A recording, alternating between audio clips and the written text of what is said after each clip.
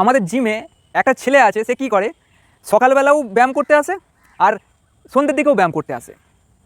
এটা কিন্তু শরীরের ক্ষেত্রে মাসেল বিল্ডিংয়ের জায়গায় এটা কিন্তু শরীরে অনেক মেজর এফেক্ট করছে, হয়তো ও এখন বুঝতে পারছে না। এর কারণ কি?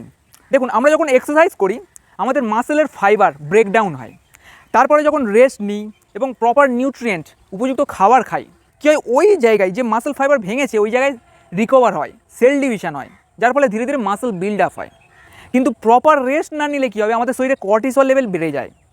কর্টিসলের লেভেল ইনক্রিজ পেলে কী হয়, আমাদের যে ইনসুলিন হরমোন, যেটা আমাদের ব্লাড সুগার লেভেলকে কন্ট্রোল করার জন্য মুখ্য ভূমিকা পালন করে এবং সেলে গ্লুকোজের মেটাবলিজম কতটা হবে সেটাকে নিয়ন্ত্রণ করে, এই ইনসুলিনকে রেসিস্ট করে দেয়। আলটিমেটলি কী হয়, আমাদের ব্লাড সুগার লেভেল বাড়তে থাকে, ফলে আলটিমেটলি কী হয়, আমাদের ওয়েট গেন হয়, মাসেল গেনের জায়গায় ওয়েট গেন হয়।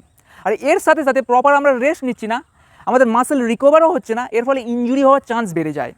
ক্রনিক ফ্যাটিক থেকে শুরু করে মাসেল ক্র্যাম্প, জয়েন্টে ব্যথা এবং আমাদের শরীরে নানা রকম বিপাকীয় সমস্যা হতে পারে। কিন্তু আমি যে এই কথাগুলো বলছি হয়তো অনেকের মনে হতে পারে, তাহলে দাঙ্গাল সিনেমায় গীতা ববিতা ওরা তো রিয়েল লাইফেও তো প্রত্যেকদিন 5 ঘন্টা করে ওয়ার্কআউট করতো, তাহলে তাদের তো কিছু হয়নি। দেখো, ওরা হচ্ছে ছোটোবেলা থেকেই প্রায় 15-20 বছর ধরে এইরকম ট্রেন্ড হয়ে এসছে, কিন্তু তুমি প্রথম ওয়ার্কআউট শুরু করছো, 15 দিন, 20 দিন বা 1 মাস হয়েছে বা 2-3 মাস হয়েছে। ওই অ্যাথলেটস এবং আমাদের মধ্যে আকাশ পাতাল তফাৎ। যত গুড় দেবে তত মিষ্টি হবে, এটা কিন্তু একেবারেই ভুল। সমস্ত কিছু সায়েন্টিফিক ওয়েতে ভাবা দরকার।